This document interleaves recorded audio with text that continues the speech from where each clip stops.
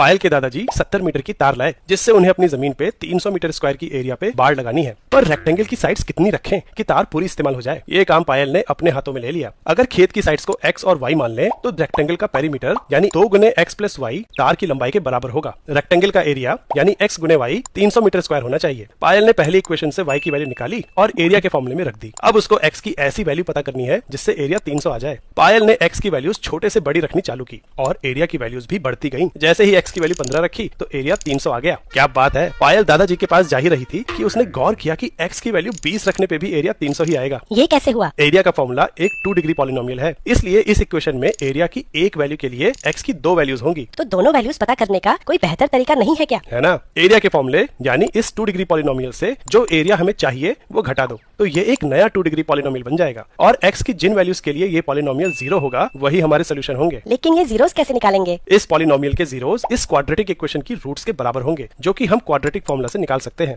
पायल ने क्वाड्रेटिक फॉर्मूले से रूट्स निकाले तो भी वैल्यूज 15 और 20 ही आई। पायल के दादाजी काफी इंप्रेस हो गए और बाड़ लगाने का काम चालू हो गया। वैसे अगर एरिया के फॉर्मूले पे ध्यान दें तो ये वाला हिस्सा लंबाई है और ये चौड़ाई। अगर लंबाई 15 होगी तो चौड़ाई 35 - 15 यानी 20 होगी और अगर लंबाई 20 होगी तो चौड़ाई 35 - 20 यानी